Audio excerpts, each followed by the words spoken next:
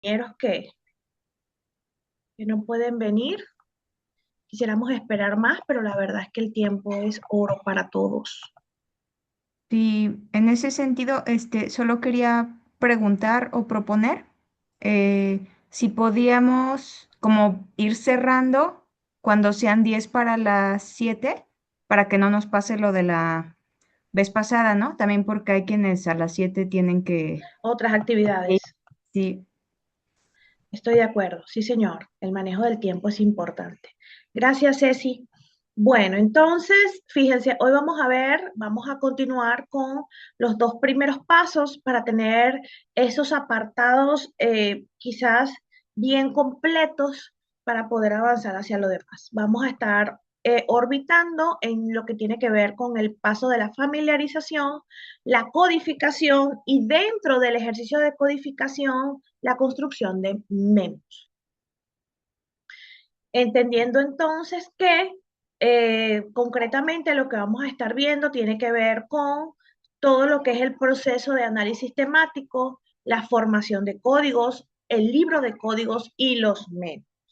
Sabemos entonces que el proceso de análisis temático es un método para analizar datos cualitativos propuestos por las autoras Brown y Clark y que básicamente es uno de los métodos quizás más flexibles y con una lógica más pragmática, es muy fácil de aplicar y se centra en reducir la información, el gran volumen de la información y organizarlos por temas de manera jerárquica y crítica. Está compuesto por 5 pasos que los hemos visto ampliamente. Tiene que ver con familiarizarse con los datos, a partir de esa familiaridad, de ese comprender lo que me quieren decir los datos, generar códigos, buscar temas, producir un informe y revisión y refinación final de los temas, o lo que sería lo mismo, los hallazgos de la investigación. En este sentido, entonces, como ya también se dijo la clase pasada, la investigación cualitativa maneja todo tipo de datos. El mayor reto es que la mayor parte de la recogida de los datos, pues generalmente nos confronta con datos que están desordenados, no estructurados y que por supuesto requieren una organización previa al análisis. Cuando yo me voy a comprometer a realizar un análisis, bien sea con esta metodología o con cualquier otra, mis datos tienen que estar ordenados. ¿Qué quiere decir eso? Tengo que ser capaz de tener a la mano todos los informantes que les apliqué los instrumentos de recolección de datos con todos los datos que ellos produjeron. Digo así porque es común de repente, si yo tengo 2, 3 o 4 instrumentos, eh, querer empezar a analizar mmm, cuando aplico un instrumento, ¿no? Yo creo que mi consideración es que se espere a que se aplique todo, que se agote toda la etapa de recolección de datos y luego justamente entrar a ordenar primero los datos, desgravar toda la información audiovisual, ordenar todo y entonces empezar a analizar. Porque si se hace de otra manera, pues quizás el otro instrumento pueda responder cosas que me interesan saber o que forman parte o que continúan el primer instrumento y pues veo como que la información fraccionada. Entonces, lo primero es una organización previa al análisis. No, pero es que yo no voy a hacer entrevistas, yo voy a trabajar con documentos. Perfecto. Asegúrate de que todos tus documentos estén completos, ordenados. ¿Qué va primero? ¿Qué va después? Si los documentos están relacionados con una línea de tiempo, ¿qué pasó primero? ¿Qué pasó luego? ¿Qué pasó luego? La organización es clave para llevar no solamente un hilo lógico de los temas que van emergiendo, sino también una lógica interna de cómo se construye la información.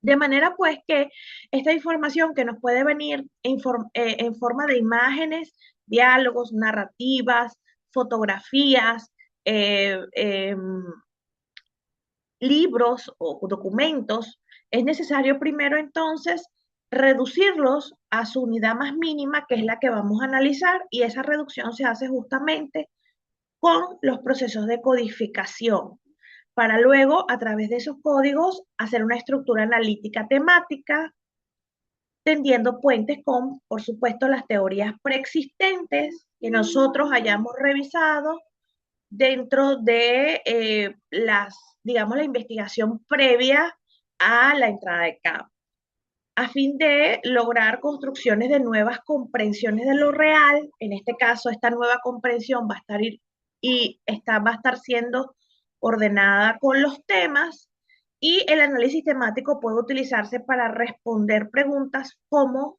¿por qué sucede lo que sucede? ¿De qué manera está sucediendo? ¿Cómo se está presentando esta realidad y cuáles serían, digamos, las implicaciones de que esto sea así? Y también se utiliza para explorar fenómenos de interés o generar nuevas perspectivas. En este caso, en palabras de las autoras, hacer un análisis temático implica identificar, analizar y reportar patrones. Nos vamos a centrar mucho en extraer lo esencial del texto, pero también en ver cómo la gente agrupar los pensamientos similares, las conductas similares, las percepciones similares, o sea, reportar patrones dentro de los datos, porque los temas como mínimo van a organizar y describir el detalle del conjunto de datos. ¿Sí? Sin embargo, los temas también van mucho más allá, pues interpretan diversos aspectos del tema de investigación. Es decir, una unidad muy pequeña, como un conjunto de códigos que se convierte en un tema, en un primer nivel va a suponer solo una descripción de lo que está pasando. Luego un análisis y finalmente, cuando ya está constituido el tema, una interpretación. ¿Y por qué?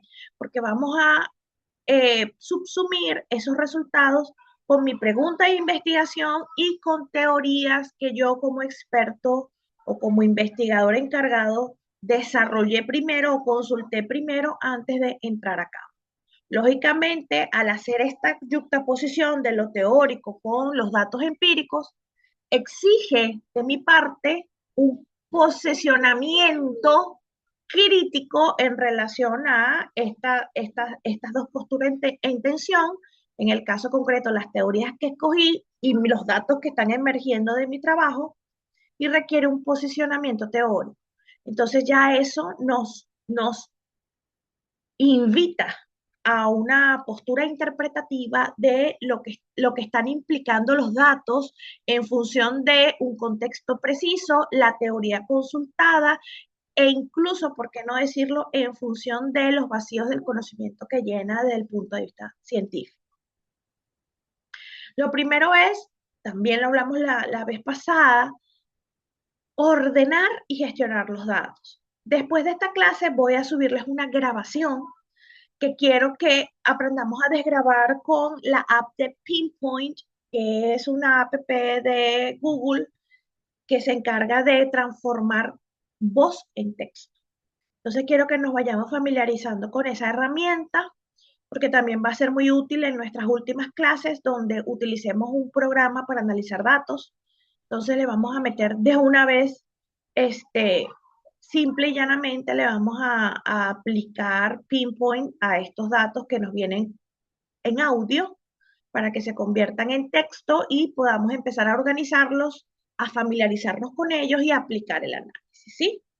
Entonces, el objetivo de una gestión eficaz es hacer que los segmentos de datos útiles para obtener información procesable, es decir, no es otra cosa que los códigos, sean comprensibles y se puedan buscar para analizar los datos y presentarlos, por supuesto, una vez analizados al público que va a leer nuestra investigación.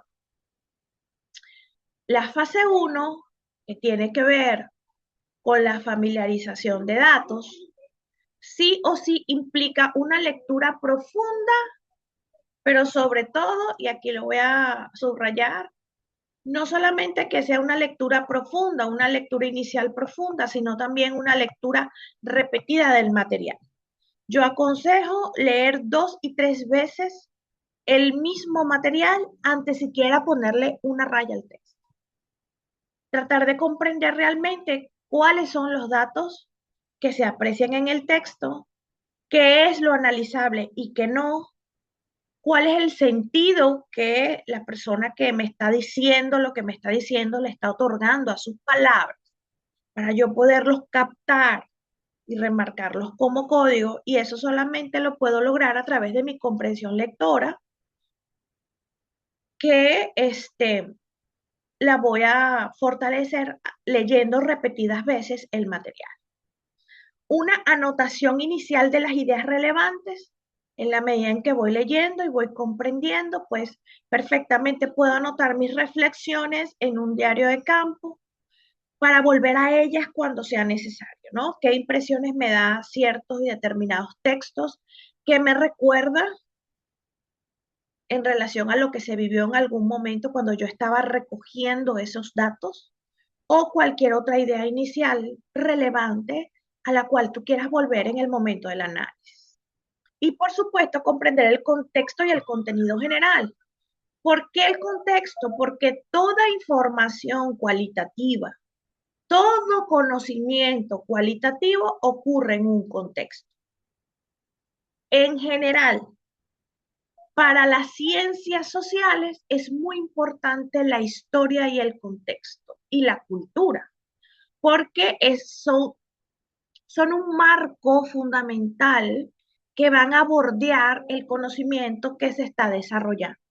Todo conocimiento siempre va a ser contextual, atado a un tiempo, a unas coordenadas espaciotemporales que van a determinar por qué se dio esa dinámica de la manera en que se dio y no de otra forma, ¿sí? Entonces, hablar de pobreza en un país como México es muy distinto que abordar, hablar y estudiar la pobreza en un país de primer mundo como Dinamarca, por ejemplo. Entonces, el contexto es muy relevante. Todo lo que bordea el texto, que es el contexto, es lo que le da sentido al dato. En relación al paso 2, que tiene que ver con la codificación, para proceder a hacer este paso, es preciso entender primero de qué estamos hablando. ¿Qué es un código? Cuando ya yo leí mi texto, comprendí qué me quieren decir las personas, entiendo el mensaje de manera clara, ahora no solamente voy a leer el texto, sino que lo voy a intervenir. ¿Y cómo lo voy a hacer? De manera quirúrgica, es decir, lo voy a desnudar, metafóricamente hablando. Pero básicamente lo que voy a hacer es una reducción del texto para dejar lo que para mí es material analizable. Es decir, de esas 3, 4, 5, 6, 20, 50 hojas de una entrevista, por ejemplo, de un grupo focal, por ejemplo, de una observación abierta, participativa, pues yo voy a codificar el texto en el entendido de que lo que yo codifique es lo que para mí va a ser material analizable. Todo lo demás va a ser secundario.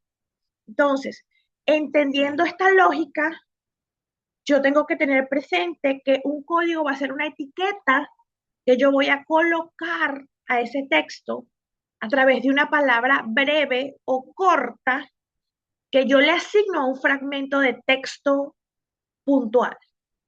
Puede ser, ahorita estoy diciendo texto, pero ya expliqué que el texto va a ser todo lo analizable. Es decir, puede ser audio, video, imagen, cualquier cosa. Si es arte, pudiera ser una pintura, cualquier material de naturaleza cualitativa que yo vaya a analizar. Entonces le voy a asignar a pequeños fragmentos o pequeñas partes de todo ese material una etiqueta, pero no cualquier etiqueta o no a cualquier fragmento del texto, sino a ese fragmento que para mí tiene un sentido y tiene un significado. Y no solamente eso, sino que a través de ese fragmento de texto yo puedo obtener parte de una respuesta a mi pregunta.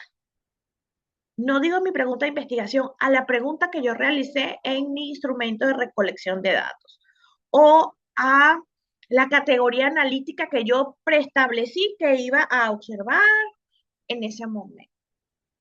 Entonces, el código es ese fragmento de texto que yo etiqueto porque tiene un significado analítico, porque me da respuestas a la pregunta que yo estoy haciendo. Su función radica en reducir y organizar datos, pero además identificar patrones y ayudar a crear categorías y temas. Por lo tanto, en un primer nivel, este código puede ser de carácter descriptivo y de carácter semántico, es decir, lo que el texto dice explícitamente, pero también puede ser un código interpretativo o latente. Hoy vamos a ver que existen varios tipos de códigos, pero los más utilizados siempre son los códigos de naturaleza descriptiva, semántica, interpretativas y latentes, o interpretativa y latente como uno solo. Es decir, códigos que de manera descriptiva están explícitamente en el texto. Así lo dicen.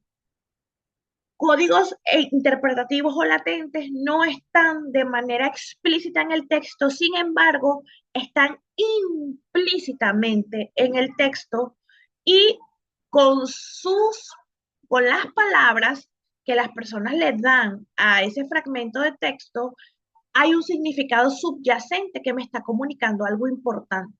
De manera pues que aunque no esté dicho de manera eh, explícita, de manera concreta, la forma en cómo fue producido el texto, el mensaje, pues está comunicando algo, aunque no sea de forma directa, sino de manera implícita.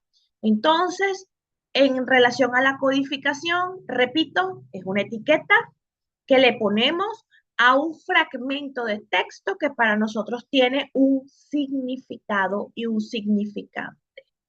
La función primero es reducir el volumen de texto, organizar los datos de manera jerárquica, porque hay códigos de primer nivel, de segundo nivel, eso lo vamos a ver en la tercera clase, identificar patrones y ayudar a conformar temas. Los códigos pueden estar dados por varios niveles. Hay varios niveles en el texto también de acuerdo a qué tan profundas sean las preguntas que nosotros hacemos. En casos concretos nos podemos encontrar con códigos meramente descriptivos y semánticos o códigos interpretativos y latentes. Por supuesto, entonces conviene diferenciar cuando estamos ante códigos explícitos que están escritos tal cual en el texto y cuando estamos ante codificaciones latentes. En definitiva, quien decide si el código va a ser implícito o latente va a ser obviamente quien está realizando en el análisis. Sin embargo, como condición sine qua non tenemos que los códigos semánticos o explícitos o descriptivos están en el texto. Están ahí, lo dicen claramente. Mientras que los códigos latentes están de manera implícita, es decir, no lo dice directamente, pero en las palabras hay un mensaje que está latiendo, que te está invitando a conocer un significado, ¿no? Entonces, en la codificación semántica o explícita, pues te corresponde etiquetar el contenido tal como aparece. Vamos a ver un ejemplo. Esta es una frase que dio un entrevistado. Me siento cansada todo el tiempo. El código puede ser fatiga o agotamiento físico. A pesar de que la palabra fatiga o agotamiento físico no está de manera explícita en el texto, está la palabra cansado. y cansado, un sinónimo de cansado es fatigado.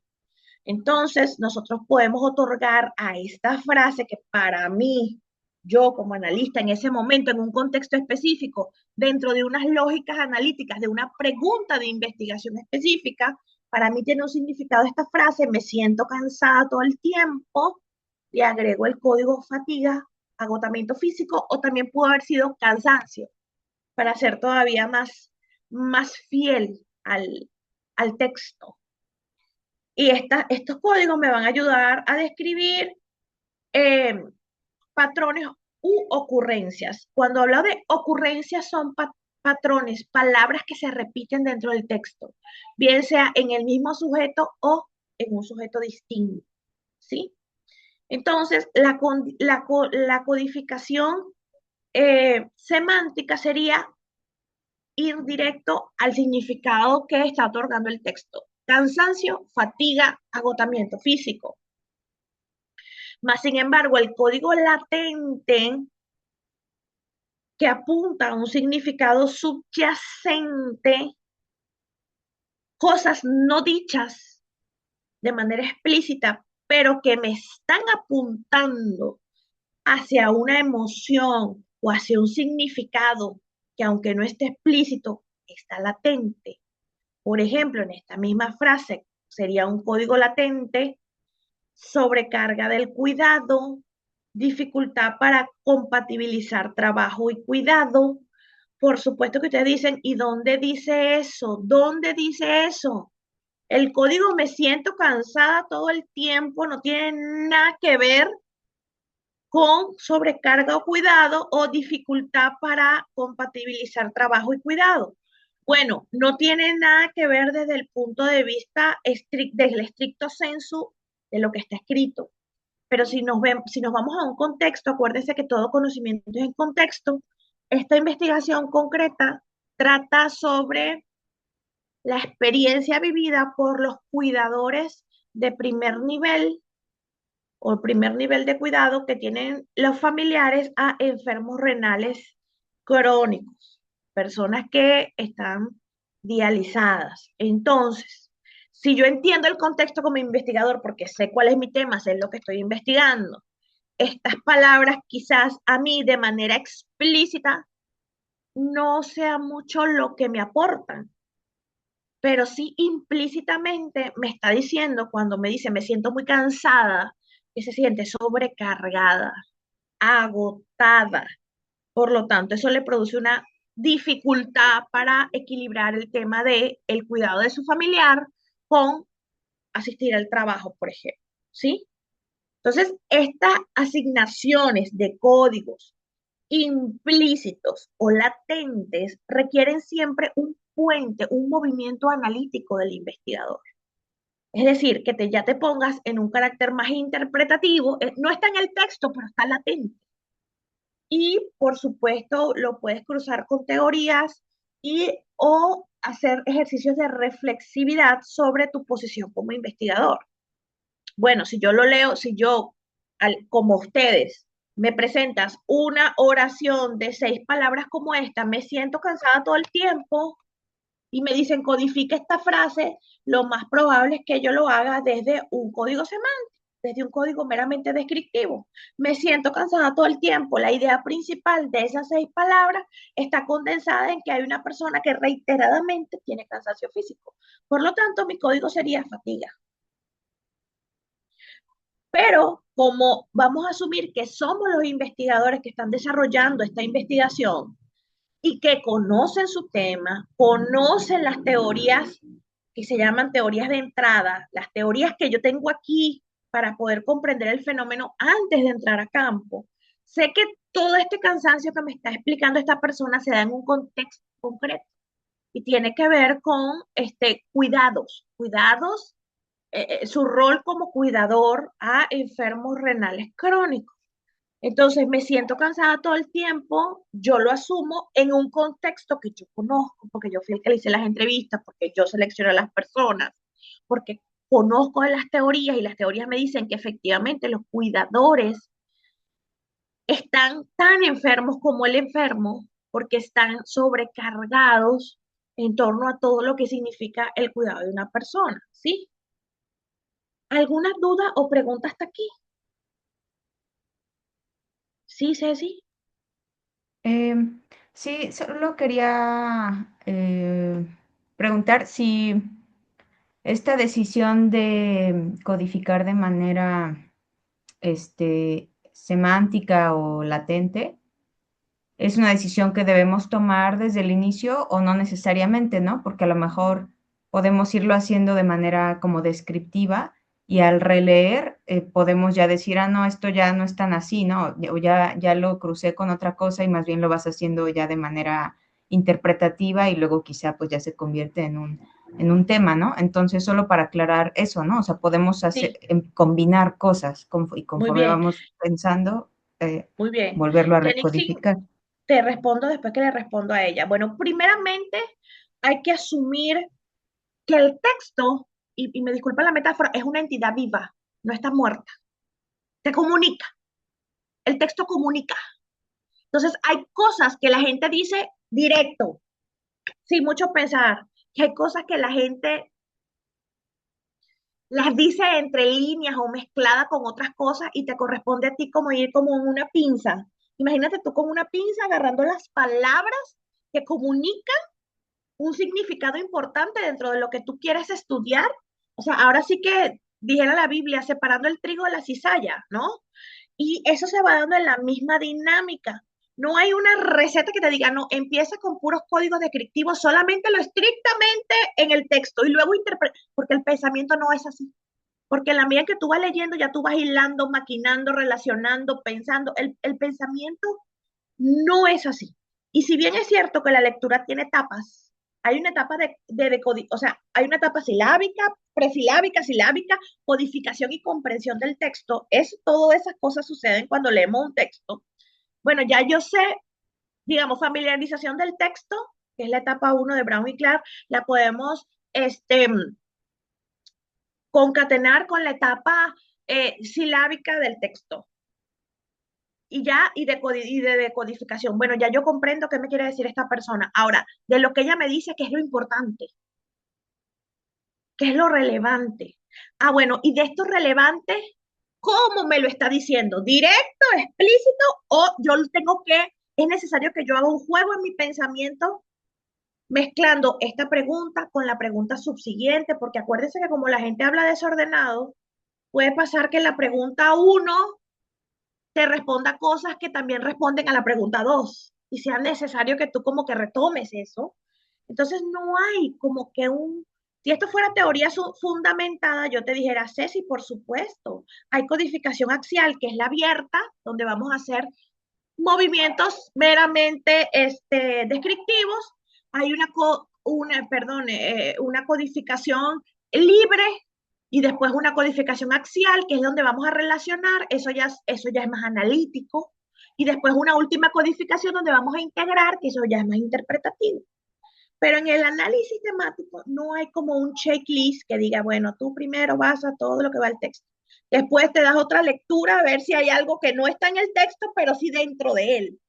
Y después entonces englobas todo. No, no es así. El mismo texto te va hablando. Hay personas y eso es muy, no sé si les ha pasado, pero eso es muy como hablamos. Hay personas que expresan muy poco con palabras, en cantidad de palabras, pero dicen mucho.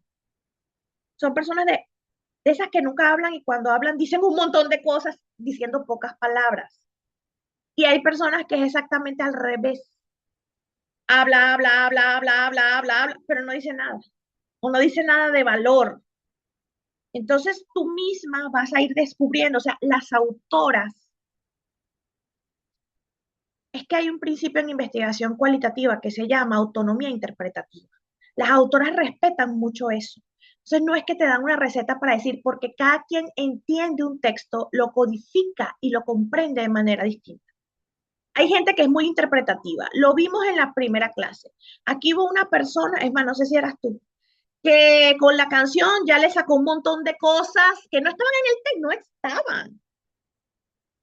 Así funciona tu cerebro, así tú aprendes. el texto de esa manera, tu capacidad es más racional, más de hilar cosas, de irte sobre el texto. Hay personas que no, que se limitan solamente a la literalidad del texto y no está mal. O sea, si tú haces un análisis temático solamente basándote en códigos descriptivos, porque tú eres de las que dice, no, la evidencia. Y aquí lo dice, cuando alguien me venga a decir de dónde lo saqué, aquí está en este fragmento, aquí lo que está es la evidencia. Y no haces ningún código interpretativo, sino hasta el final, cuando ya están en los temas, no pasa nada. No pasa nada. No tiene por qué haber códigos interpretativos y latentes. Simplemente en las imbrincaciones del discurso, en las complejidades del discurso, que también nos lleva a pensar las complejidades de tu interlocutor, qué tan culto es, qué tanto conoce. Simplemente hay veces donde nos dicen las cosas de una manera muy concreta y donde no te lo dice, pero no te dice perro, pero te muestra el hueso. Entonces, cuando eso suceda, habrá que usar códigos interpretativos, latentes. Y cuando esté claro, pues más fácil, ¿sí? No hay una regla única para eso. ¿De acuerdo, Ceci? De acuerdo, gracias. Ok, Yannick, sí. Sí, yo escuchando un poquito las preguntas de Ceci me surgió otra pregunta que creo que una parte ya también lo mencionabas, que no hay como una forma, o sea, como, pero bueno, me surgía la duda que si, por ejemplo, puede que en un primer momento eh, hagas a la misma parte, o sea, como que un fragmento del texto tenga las dos codificaciones. Sí, claro, Eh, Eso, ¿no? Porque a lo mejor en un principio como que identificas, ¿no? Así como muy literal, muy semántico, y luego después claro. reflexionas y ok, eso, gracias. Generalmente eso sucede en las cuartas, quintas lecturas. O sea, cuando ya yo me casi que me sé lo que me dice la otra persona de memoria y como me lo sé, ya mi cerebro eso lo pasa por alto, se va a cosas nuevas y profundiza, cosas que no están en el texto, ¿sí? Entonces ahí ya habrán códigos más latentes. ¿Qué sucede si ahora lo que sí no puede ser es que toda la codificación sea latente? Eso sí sería un error metodológico.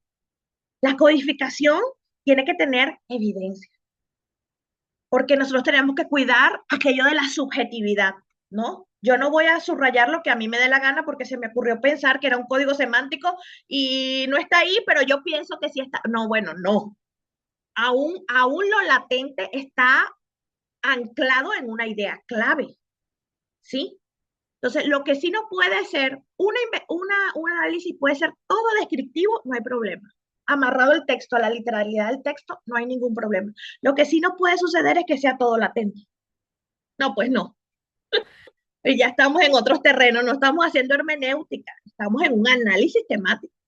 Por lo tanto, los fragmentos tienen que estar, tengo que ser capaz de decir de dónde saqué esto, cómo llegué a este análisis, de dónde está el dato, dónde está el dato que me lleva a pensar en esto. ¿Alguna otra pregunta, Patricia, Nora? Seguimos avanzando entonces.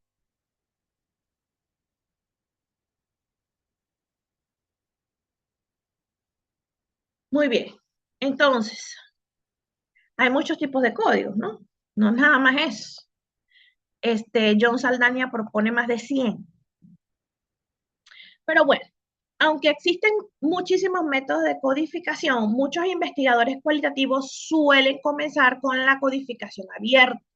¿Y qué es la codificación abierta? Leer el texto sin ningún tipo de pretensión. Leer el texto, desnudar ese texto solamente para buscar estos fragmentos que me producen a mí un significado y un significado, ¿sí? Leer este texto en que el investigador simplemente lee los datos, asigna códigos basados en el contenido de cada segmento, es decir, estamos trabajando con códigos semánticos o con códigos descriptivos. Asigno códigos según el contenido de cada segmento. No me voy más allá, no me voy más acá, me mantengo en el dato, respeto profundamente los datos y yo a ellos me sumo. Eso se llama una codificación abierta. Estos códigos pueden ser una palabra, esta es una pregunta también que hacen muchísimo. Es increíble cómo queremos hacer investigación cualitativa, pero nos encanta el conteo. Dice, bueno, pero ¿qué puede ser un código? Una palabra, una frase, un párrafo, ¿qué tanto? ¿Cuándo es mucho o cuándo es poco subrayar? ¿Qué tanto podemos subrayar? ¿Cuál es la medida? No hay una medida única para eso, ¿sí? Los códigos pueden ser una palabra, una frase, una oración. Lo importante es que ese código o ese fragmento de texto sea capaz de captar con precisión la esencia de ese fragmento de datos. Durante esta fase, el investigador suele dejar que los datos dicten los códigos, el texto te va a hablar. Y a Brown y a Claire le choca que digan eso. Que no es que los textos hablan, es que el intérprete o nosotros como investigador le damos voz, en el sentido de que nosotros elegimos qué es lo importante y lo que no. Pero realmente el texto solo te va diciendo a ti hacia dónde dirigirte y qué es lo que vale la pena y qué es lo que no. Entonces, los datos que emergen, pues dictan los códigos que se van a subrayar en lugar de imponer más bien códigos o categorías preexistentes. De este modo se garantiza la autenticidad y la riqueza de los.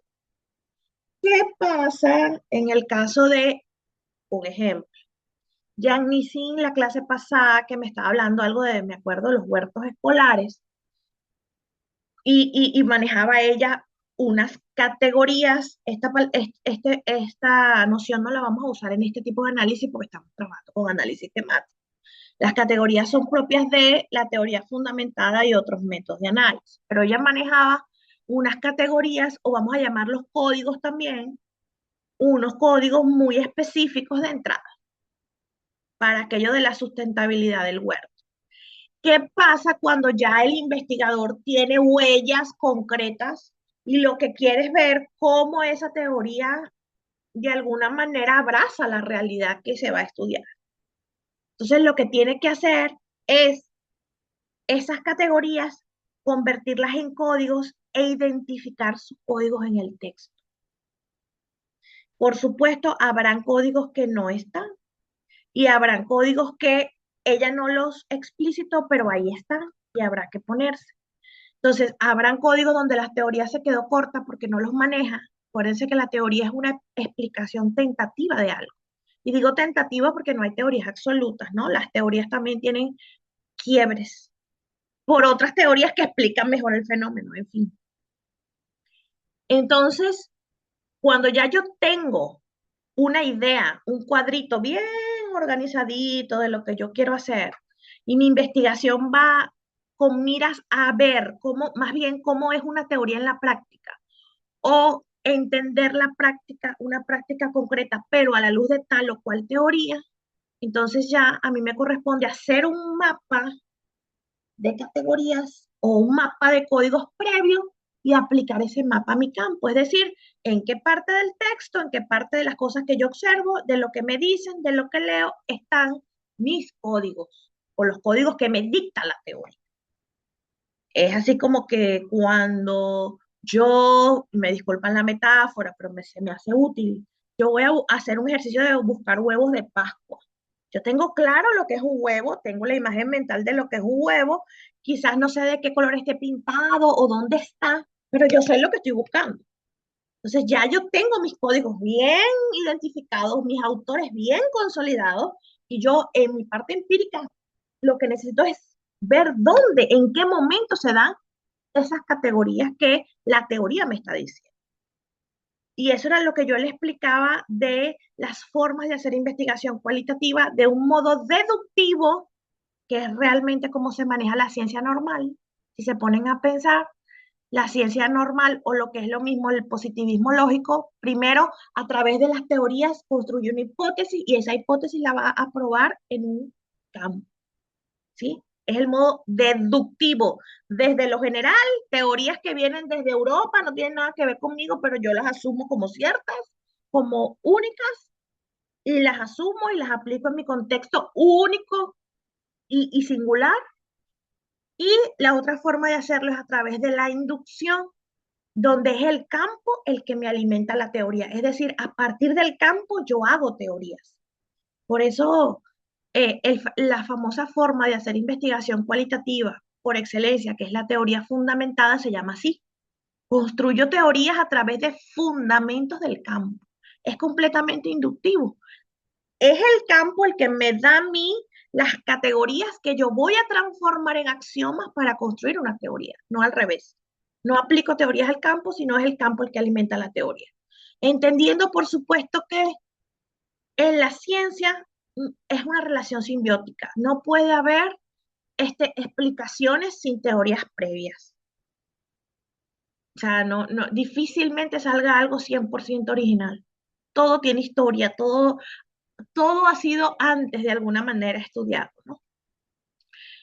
Eh, no puede haber entonces, las personas no pueden entrar huérfanas de teoría al campo, pero tampoco es aconsejable entrar tan saturado de teorías. ¿Por qué? Porque vas a estar tan ocupado en buscar cómo esos códigos se expresan en la realidad que estás estudiando, que a lo mejor dejas de ver un montón de códigos nuevos, emergentes, importantes, que están apegados a un contexto, que corresponden a una realidad viva, muy distinta a la que te plantean en la teoría, porque estás pendiente de la teoría. Entonces, digamos que hay que ir con una actitud, dijera Gaston Bachelard, de sospecha. O sea, sé lo que estoy buscando, sé cuál es mi huevo de Pascua, tengo la imagen clara, sé cuáles son los autores, soy capaz de reconocer a cualquiera cuando habla de un tema específico y decir, ah, no, esta persona está viendo esto desde el enfoque de fulanito, pero tampoco negarse a la posibilidad de que por un contexto específico, con una población específica, con ciertas características del diseño de investigación específica, puedan ocurrir cosas que ustedes no se esperan.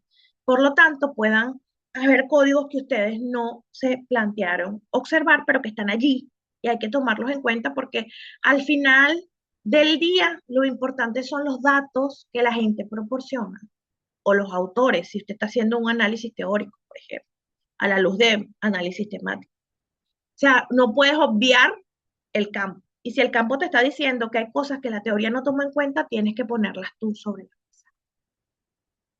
Entonces, tipos frecuentes de códigos. Hay códigos de toda índole. Imagínense tantas cantidades de temas se puedan estudiar, tantas corrientes teóricas pueden haber, tantas formas de expresar la gente existen, etcétera, etcétera. Hay un libro que se llama, bueno, John Saldaña, toda su producción científica trata de básicamente los códigos, porque los códigos, siendo la unidad más pequeña del texto, pero la más importante, realmente estudia la forma en cómo los demás expresamos una idea, los demás comunicamos eh, una narrativa, un conocimiento, una idea, una creencia, etcétera. Entonces, hay códigos de naturaleza descriptiva que se presentan en el texto como un resumen literal. Por ejemplo, uso de servicio. Hay códigos in vivo. Estos códigos son tan potentes para el investigador, para el analista, que el analista no quiere ponerle sus palabras. ¿Sabes que, por ejemplo, si dicen, en el ejemplo pasado, me encuentro muy cansada todo el tiempo? Entonces, código fatiga. No, para mí el código fue tan brutal, tan significativo, que yo tomo sus palabras, por eso se dice código in vivo. Se usan las palabras literales que dijo la persona. Eh, entonces pongo cansada, no fatigada, no agotada, cansada, porque para mí la palabra que la persona usó es correcta. Por lo tanto, se usan las palabras literales del participante. Por ejemplo, me quemé por dentro. Eso es una metáfora. Nadie se puede quemar por dentro, es una metáfora.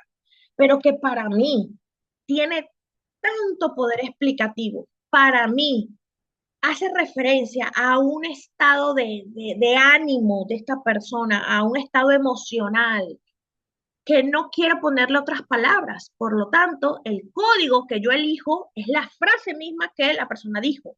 Me quemé por dentro. Cuando digo me quemé por dentro, esto nos puede dar una idea a qué está aludiendo o a qué está haciendo alusión la persona con esta frase. Por ejemplo, pregunto, me quemé por dentro. como a mucho dolor, es un dolor muy fuerte. Ujú. Al punto que siento que me quema, ¿no? Repito, es una metáfora. Nadie se quema por dentro. Pero todo buen lector entendería que es un estado emocional de esta persona y que no es nada positivo. Es algo que le produce ardor, dolor. ¿Qué te produce una quemadura? Ardor, dolor, insatisfacción, ¿no? Y para mí, en el momento en que estoy haciendo el análisis, representa un poder de significado tan fuerte que no lo quiero cambiar, no le quiero poner este sentimiento de desesperación o dolor emocional. No, voy a agarrar la misma metáfora y en esas coordenadas me voy a expresar, ¿sí? Pero también hay códigos conceptuales, es decir, códigos que son palabras donde las personas y donde el intérprete pues tiene que asumir conceptos teóricos para que no se presten a sobreinterpretaciones o ambiguaciones. Por ejemplo, resiliencia. No sé, ¿hay algún fragmento de texto que diga, tenemos 20 años de casados, nuestro matrimonio está sumido en la más profunda de este, de las rutinas, se ha vuelto algo rutinario, casi que por costumbre, pero yo lo quiero volver a intentar. Y yo hago varios códigos allí, pero en la palabra de lo quiero volver a intentar, yo le voy a colocar resiliencia. En mi libro de códigos, que lo vamos a ver ahorita, yo tengo que explicar qué entiendo yo en este contexto que esta persona me lo está diciendo, la resiliencia. Porque la resiliencia, así como otros códigos, pueden tener diversos significados. Entonces, para evitar ambiguaciones, hay palabras, por ejemplo, educación. Si yo quisiera utilizar esa palabra o ponerla como parte de un código, pues yo tengo que contextualizar eso y darle un concepto, porque educación para muchos es instrucción, para otros es información, para otros son valores. Lo que realmente se educa es valores, lo demás es solo contenido de información, etcétera. Entonces yo necesito aterrizar estas palabras que están estudiadas, que tienen un concepto, que tienen un marco teórico que las está respaldando, a fin de, repito, evitar ambiguaciones. Pero también hay códigos procesales, mismos que describen acciones y secuencias. Por ejemplo, búsqueda de un empleo y me paré a las 5 de la mañana, me metí en la página para buscar un empleo. Bueno, eso a mí me está dando cuenta de un proceso, de una secuencia. También hay códigos que tienen que ver con atributos, propiedades del participante o del contexto, edad, zona rural, estatus social, color de piel, etcétera, son atributos. Contextos valorativos y evaluativos, juicios o valoraciones. Por ejemplo, posturas positivas hacia una intervención, códigos emocionales, sentimientos expresados, frustrado, esperanza, dolor, etcétera. Códigos de pues, naturaleza casual expresan relaciones causa-efecto según estos datos. Pérdida de ingresos y abandono de tratamiento. Dado que no tenía suficientes ingresos, bueno, esa realidad la obligó a abandonar un tratamiento médico, por ejemplo. Magnitud, intensidad o frecuencia.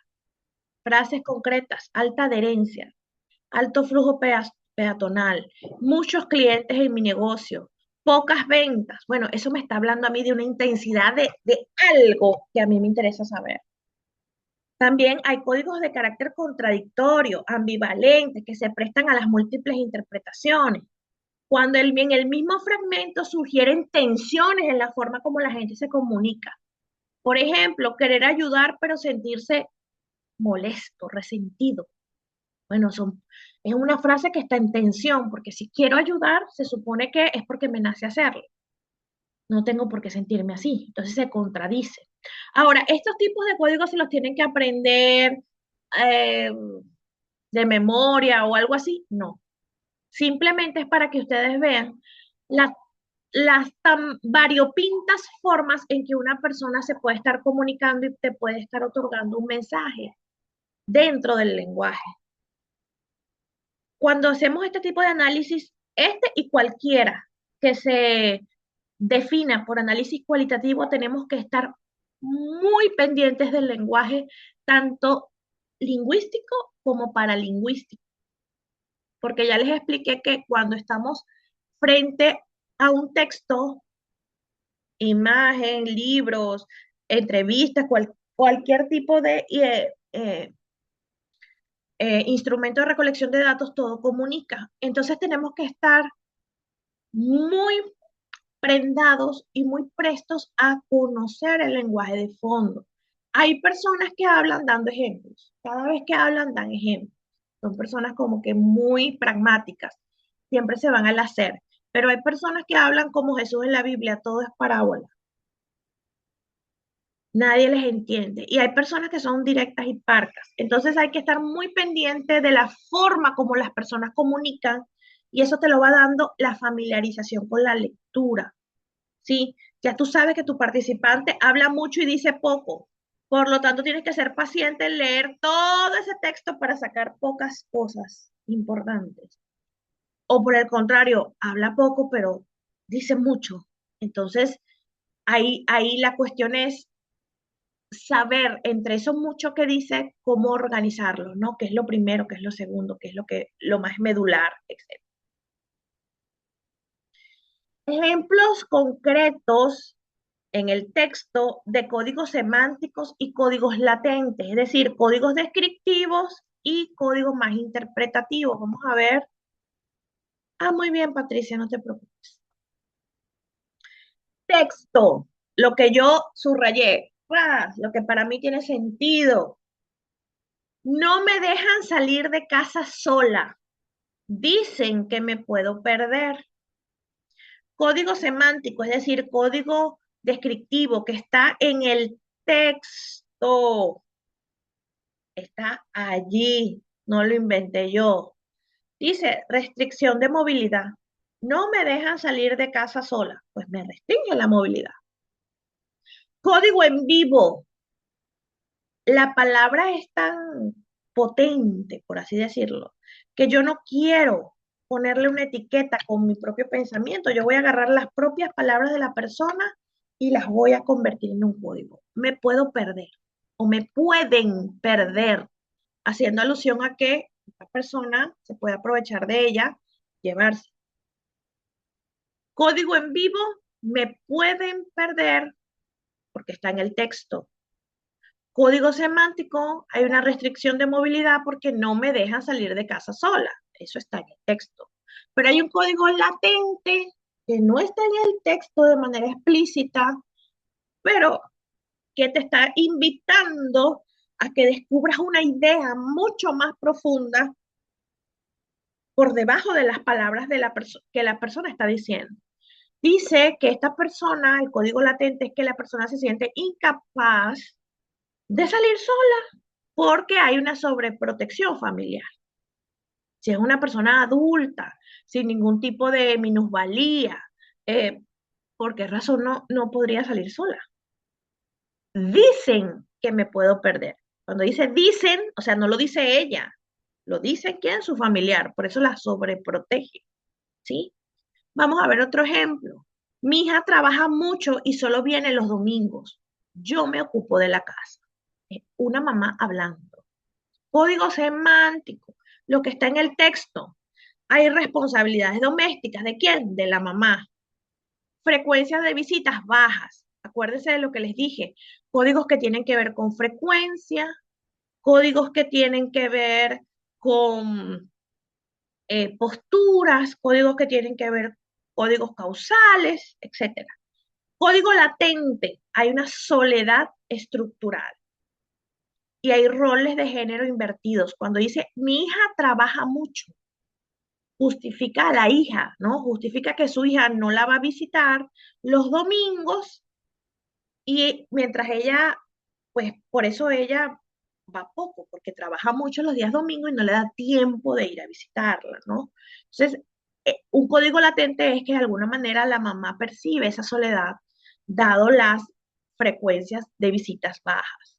Y también en relación a los roles de género, ¿no? En algún momento, cuando la hija era pequeña, la que trabajaba era la mamá o la que se ocupaba de la casa y la hija era la mamá, y ahora la hija trabaja mucho y es la mamá quien espera que la vayan a visitar a su casa. ¿Sí me estoy dando a entender? ¿Alguna duda, pregunta hasta aquí?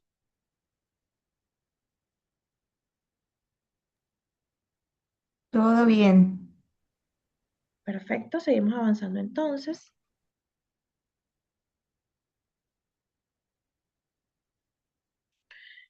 ¿Cómo lo vamos a hacer en la práctica? Como les había comentado, hay enfoques inductivos, deductivos y aductivos o híbridos, ¿sí? En el enfoque inductivo, los códigos salen, emergen. Yo hago codificaciones abiertas o codificaciones en las que leo de manera abierta y simplemente voy subrayando lo que está en el texto, ¿sí?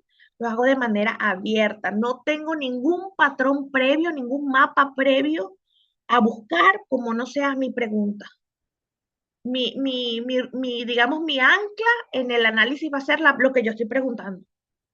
Bueno, lo que esté más cerca de responder lo que yo estoy preguntando, yo lo subrayo, porque para mí otorga un sentido, pero realmente no tengo algo predeterminado.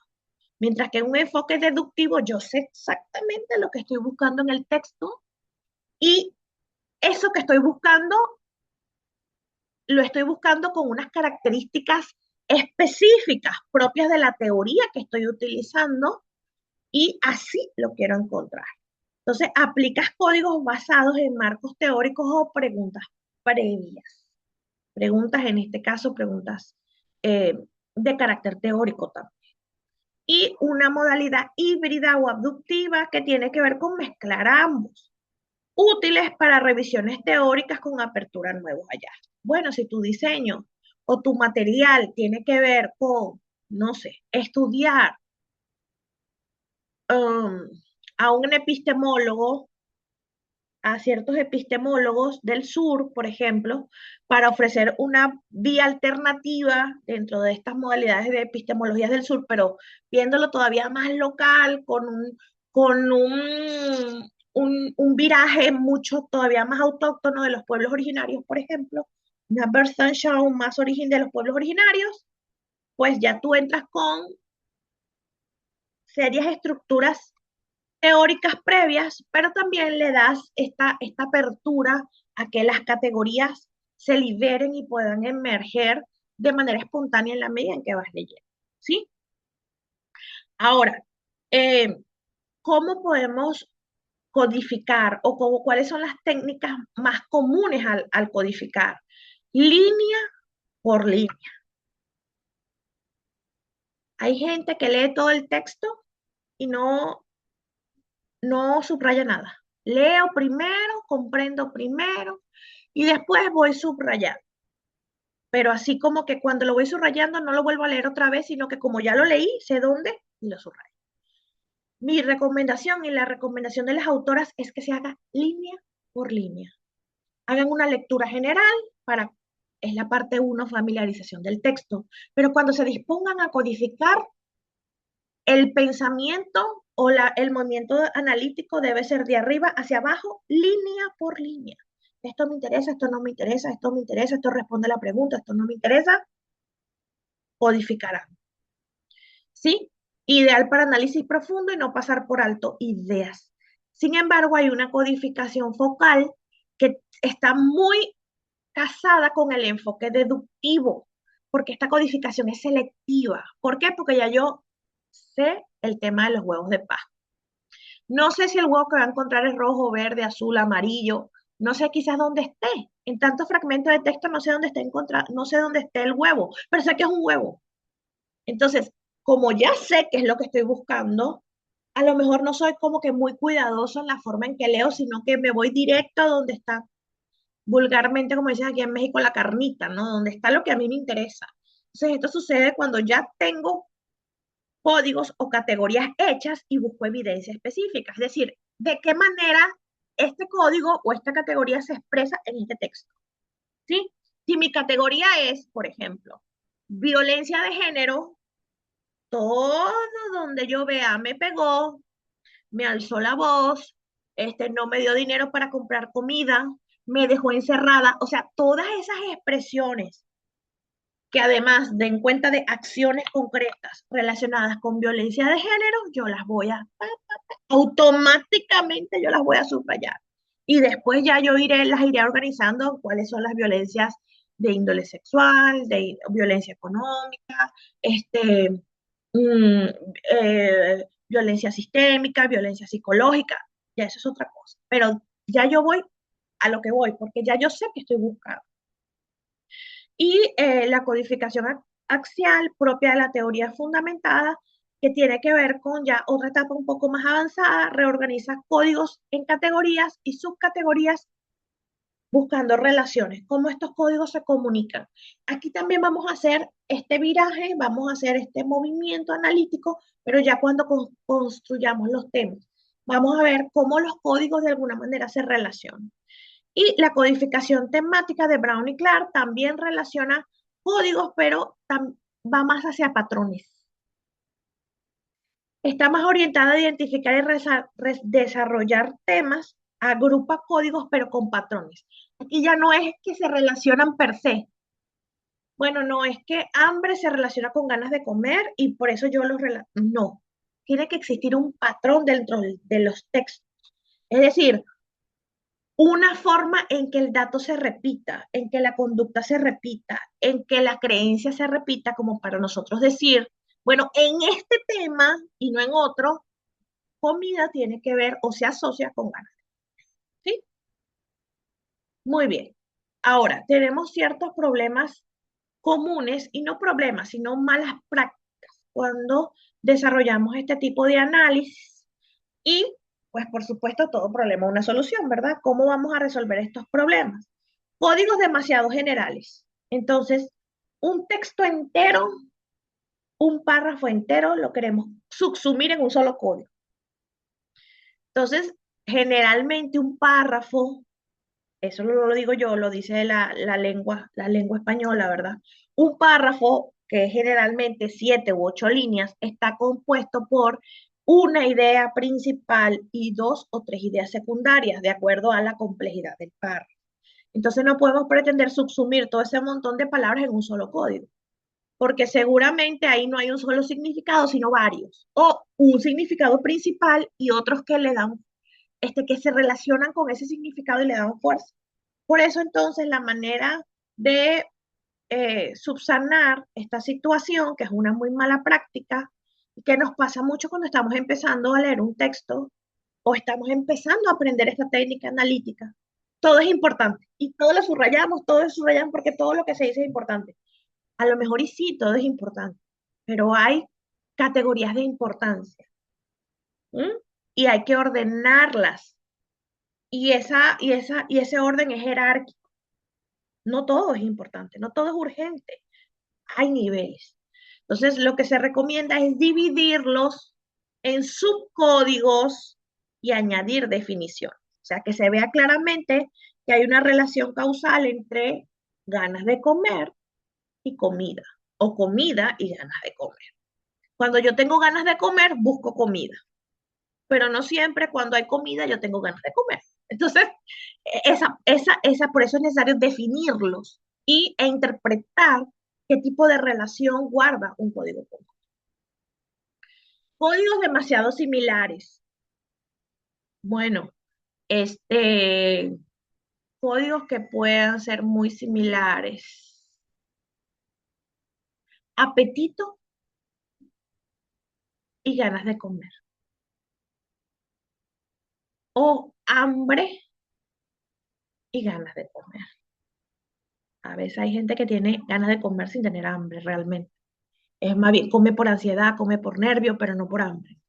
Entonces, pero sin embargo, en la práctica son muy similares. Entonces, o los fusionas en una sola cosa, le pones un código que los involucre a los dos, o redefines cuáles son sus límites. Si estás, por ejemplo, trabajando con algo de que tenga que ver con comportamientos alimenticios, bulimia o ese tipo de trastornos, pues es bueno que redefina sus límites. No, una cosa es tener hambre, desde el punto de vista biológico, que es el cuerpo el que te pide comer, y otra es tener ganas de comer o ganas de no comer, aunque tengas hambre, desde el punto de vista psicológico. Entonces es importante que puedas definir límites desde el punto de vista teórico en función de tus datos, ¿sí? Codificar por temas ya pensando o ya pensados, es decir, confirmando temas, lo que quiere decir que ya tú de una vez haces un código ya pensando en que ese código va a tener que ver con este tema. Por ejemplo, este, me tiró al piso y me lastimó. Yo codifico ese código y ya estoy asumiendo que ese código va a ser parte del tema de violencia física. Eso no es que es malo. De hecho, es lo que el cerebro hace siempre. El cerebro siempre está organizando y buscando significados y ordenando. Pero tienes que dar espacio también a que surjan elementos nuevos que tú no te esperabas en el texto. Porque esto no es una investigación con enfoque cuantitativo, que vas a comprobar algo en la realidad y vas a decir si una hipótesis se da o no. Y aunque en algunos diseños de investigación cualitativa, no todos, se trabaja con hipótesis, más que hipótesis, más bien son supuestos de investigación. No podemos ver el proceso de investigación cualitativa, exclusivamente el análisis de datos, como algo causa-efectista. Aquí la teoría dice eso, entonces el efecto es que en la realidad se da igual. No es así. Tienes que permitir y abrir brechas a que salga lo emergente, a que tú puedas descubrir eso que se supone que no conoces, eso que se supone que fue lo que te llevó a hacer la investigación y que, pues por supuesto, por ser emergente, no siempre está en la teoría, ¿sí? Entonces tú primero haz tu ejercicio de codificación, respeta ese momento, es decir, no vivas adelantada. Cuando estés codificando, enfócate en etiquetar tu fragmento de texto y asignar códigos. Cuando vayas a hacer temas, bueno, ahora sí, me voy a enfocar en cómo se relacionan los temas, qué explican en relación a este tema, de qué manera dan cuenta de una realidad concreta, pero ya eso es otra fase, ¿sí? Saturación de códigos. Agrupa los códigos. ¿Hasta cuándo voy a codificar? Esa es otra pregunta muy común. De hecho, se los voy a colgar, creo que se los colgué ya, lo voy a revisar. Un, un artículo científico de Brown y Clark que se llama Saturar o no saturar. ¿Y qué es saturar? Pregunto, cuando yo le digo estoy saturada, ¿a qué me estoy refiriendo? A que Como ya estás, abrumada, ¿no? ajá, sí, como Que ya se abrumada. llenó, Ujú. ajá, que está lleno. Sí, es equivalente como a rebosar, en términos de sobre. Rebozo es sobre, el rebozo que usan por aquí, rebosar un vaso es llenarlo hasta el tope. Saturar desde el punto de vista analítico implica que leo una vez, leo dos veces, leo tres veces, leo cinco veces y ya he asignado todos los códigos que yo considero posibles. Vuelvo a leer y ya no encuentro más. Ya no hay más. O sea, ya llené mi posibilidad, mi listita de códigos ya la llené hasta el final. Esa persona ya no me está diciendo nada nuevo con respecto al tema. Todo lo que tenía que decir ya me lo dijo y ya la información que me proporcionó no me dio nada nuevo, no hay más nada nuevo. O sea, se saturó. Y esto es bien importante entenderlo porque es un indicador, un red flag de que llegaste al fin. Lees el texto y lo vuelves a escudriñar, pero bueno, ya caemos en lo mismo, ya lo que vemos es repetido de lo que ya hemos codificado, ya no hay nada nuevo en el texto. Por lo tanto, llega a un nivel de saturación de la información. ¿Qué quiere decir eso? Que ya la información no me informa más de lo que me informó. Ya no hay más nada que interpretar ahí, que buscar ahí, que escudriñar ahí, ya lo agoté. ¿Sí?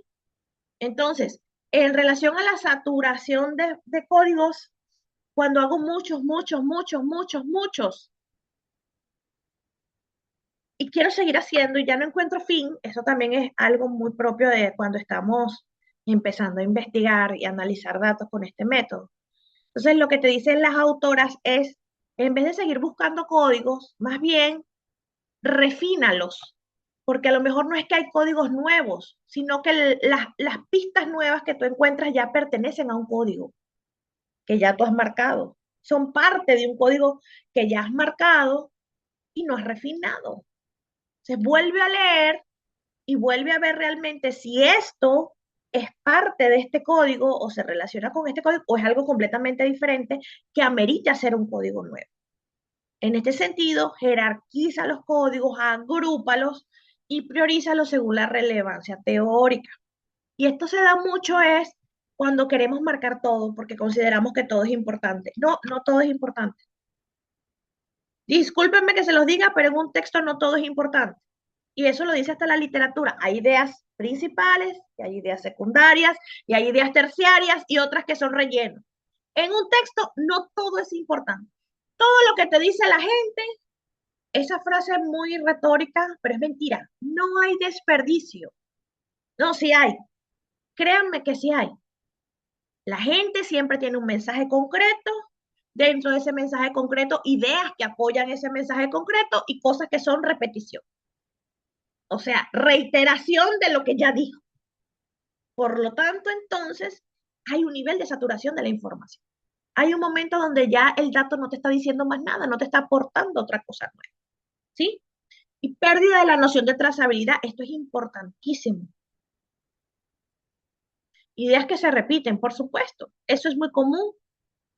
Hay gente que como parte de su forma de hablar es muy reiterativa y vuelve a lo mismo, y vuelve a lo mismo, y vuelve a... No, te está diciendo muchas otras palabras, pero te está diciendo lo mismo, no hay un aporte nuevo. Por lo tanto, ya él llegó al nivel de saturación. Él te dijo lo que te iba a decir. Después de ahí es pura repetición. No lo vas a volver a codificar. Es lo mismo, ¿sí? Entonces, hay que estar, ojo con eso. Y con respecto a la pérdida de la trazabilidad, esto es muy importante. La noción de trazabilidad, anoten por favor, así como la noción de reflexividad, son elementos de la calidad de una buena investigación cualitativa. Una buena investigación cualitativa debe ser trazable. ¿Y eso qué es? Es la posibilidad de que tú analices tus datos y desarrolles tu proceso tan detalladamente que cualquier investigador que esté interesado en hacer lo mismo que tú, te lee a ti y sigue los mismos pasos. ¿Qué quiere decir esto? Que como es investigación cualitativa, no hay un resultado esperado. No hay un resultado esperado. Y a la larga, los resultados como tal no tienen todo el peso en la calidad de la investigación, porque es cualitativo. Lo que sí va a tener todo el peso en la rigurosidad de la calidad de la investigación es que tú seas capaz de trazar cómo hiciste el paso 1, el paso 2, el paso 3, el paso 4 y el paso 5. ¿Qué quiere decir esto? ¿Cómo elegiste a la población? ¿Cómo elegiste el escenario que vas a estudiar? ¿Cuánto tiempo estuviste en campo? ¿Qué instrumentos aplicaste? ¿Cómo los diseñaste? ¿Los sometiste a validación? ¿En qué fecha aplicaste los instrumentos? ¿Cómo lo hiciste? ¿Cómo citaste a las personas? ¿Cómo le diste el consentimiento informado? ¿Cuántos encuentros fueron? ¿Cómo? Todo eso. Por eso es que ustedes leen libros de investigación cualitativa que dice la investigación cualitativa es muy descriptiva. Hay que tener calidad en el detalle, pero no por hablar y llenar páginas. Es porque aquí estamos cubriendo un criterio de calidad que se llama trazabilidad. No me importa el resultado como tal, sino cómo llegaste a él. ¿Por qué Ceci dice que todos los gatos son negros? Eso es su conjetura, esa es su posición y es respetable. Aquí lo que ella me tiene que convencer no es que los gatos son negros, sino cómo llegó a la conclusión de que los gatos son negros. ¿Qué hizo? ¿Qué argumentos, qué datos sustentan que todos los gatos son negros? ¿Sí? Entonces, Cuando dicen pérdida de la trazabilidad es ponernos a código, código, código, código, código, código, código. Por ejemplo, yo les voy a decir una noción clave de esto o ahorita, que está pasando ahorita. Acabo de rechazar yo 3 trabajos, 3, y yo me sorprendo porque digo, Dios mío, es un mal de la generación. 3 trabajos por lo mismo. Codifican con inteligencia artificial. Como es tan fácil decirle, hacerle un prompt a la inteligencia artificial, ¡pum! Y ella te da códigos, te da códigos, te da temas, te hace todo. El detalle está que tú no tienes ni la mínima idea de dónde sacó los códigos, por qué los sacó, de qué fragmento están, dónde están, porque la inteligencia artificial no entiende ni de contextos, ni de realidades, ni de particularidades. Ella simplemente ve un fragmento de datos, se limita de forma literal a hacer las cosas y sobre eso saca todo. Entonces no hay trazabilidad, y si no hay trazabilidad, tenemos errores de ética, tenemos malas praxis investigativas, no tenemos una rigurosidad en el manejo de los datos, y para eso entonces se utilizan los memos y se utiliza el libro de código. Pero es que este tema a mí no me parece que tú hayas dicho que la fusión, que se extinguió la raza blanca de gatos y que los que quedaron fueron los negros, por lo tanto se reprodujeron entre ellos y por una cuestión genética todos los gatos son negros. Entonces a mí no me parece este código que dice que se extinguió los gatos blancos. Eso puede ser una objeción de cualquier sinodal, conocedor. No, pero es que ¿de dónde tú sacas que se extinguieron los gatos? Ah, espérate un momento. Pelo por mi libro de código. Mira, en este fragmento alguien dijo que ella tenía el último gato blanco y que se le murió de cáncer. Basado en el dato que ella me dio, yo asumo que los gatos blancos ya. Y resulta y resalta que no solamente eso, yo busqué en las encuestas tales de gatitos y decían que de gatos blancos no hay. Y busqué en la estadística no sé, y gatos blancos no hay. Y fulanita, ¿qué familia de fulanita? Que también la entrevisté por una cuestión de proximidad con los hechos. Dio crédito a lo que me dijo Sutanita de que sí, se murió el gato y que ese era el último gato. Y mira, o sea, hay que poder probar. Por eso es que hay gente, vuelvo a lo que les dije, hay gente que lo que le encanta es hacer código eh, meramente descriptivo, porque saben que a la hora de una cuestión pelan por sus datos y dicen, aquí está, yo no lo inventé, aquí está, no estoy interpretando. Entonces, trazabilidad como criterio de calidad número 1. Y el otro es reflexividad.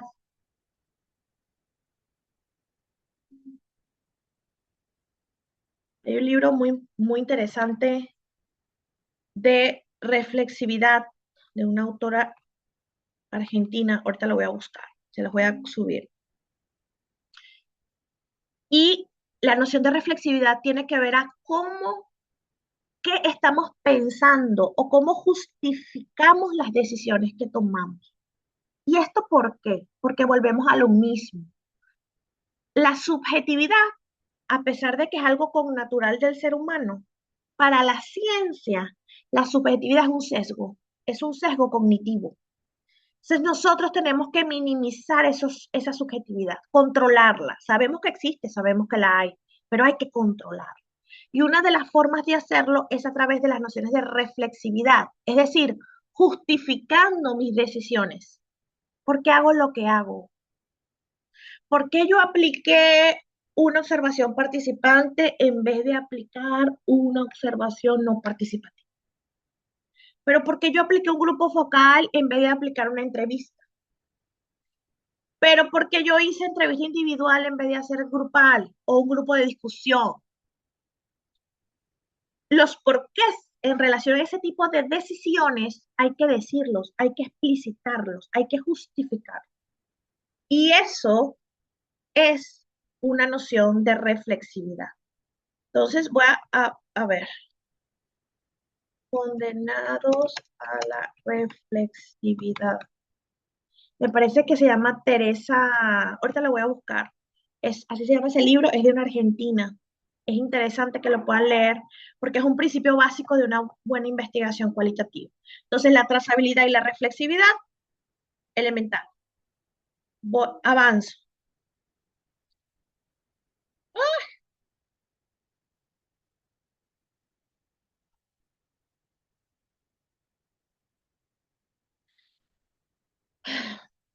En relación entonces a la reducción de datos y construcción de temas, bueno, ya esto es cuando la clase que viene se va a dedicar solo a eso, a construir temas a partir de los códigos y entender que es un proceso iterativo, es un proceso circular, siempre vamos a volver a los datos, siempre vamos a volver a leer. Y los códigos son una parte fundamental de la gestión de los datos y consiste en crear un sistema de códigos o de etiquetas que asignan o que tú le estás asignando a los segmentos de datos. Estos códigos están basados en temas, conceptos, ideas que surjan de los datos. El proceso de codificación facilita un mayor nivel de organización de la información, permitiendo a los investigadores pues lograr sus tematizaciones o sus categorías al segmentar los datos para el análisis. Siempre voy a usar la palabra categorías porque por tradición así se ha hecho, pero el análisis temático las autoras son claras. De códigos pasamos a temas, ¿sí? En otras lógicas de análisis, pues de códigos pasan a categorías, de categorías pasan ya a las conclusiones. Aquí de códigos pasamos a temas, porque por eso se llama análisis temático. ¿Cuál es el resultado que vamos a obtener después de ese montón de códigos que extraigamos del texto? El resultado final es la reducción de los datos en un conjunto de datos seleccionados y también pues la estructuración de la información de forma que facilite su análisis.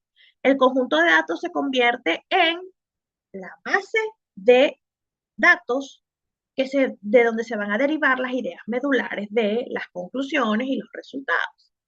En relación a los temas, pues va a ser la conjunción de estos códigos, en otros casos de categorías, que se volverán la piedra angular de la argumentación del tema. Pues un tema, mientras que un código describe, un tema explica, analiza y responde a las preguntas de investigación. Entonces, el resultado final siempre va a ser, para los códigos, un conjunto de códigos que es la reducción completa de datos y va a ser la base fundamental. Y para los temas, pues va a ser la base que argumente toda la explicación temática y que responda finalmente, uno, dé cuenta de la realidad que se está estudiando y responda a la pregunta de investigación.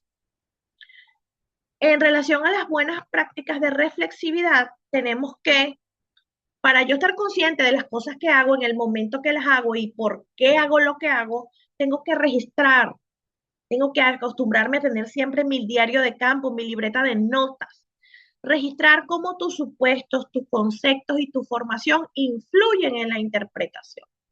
Debo acostumbrarme a hacer memos reflexivos. Estos memos no es que los vas a poner en el trabajo de investigación, ni los vas a poner en el artículo que vas a publicar. No, estos memos son para ti. Es como una conciencia escrita de por qué estás haciendo las cosas. Por ejemplo, si tu raza, religión, alguna creencia en particular, posición de poder está influyendo en la forma como analizas e interpretas el texto, eso tienes que escribirlo, porque es una subjetividad que tú debes controlar.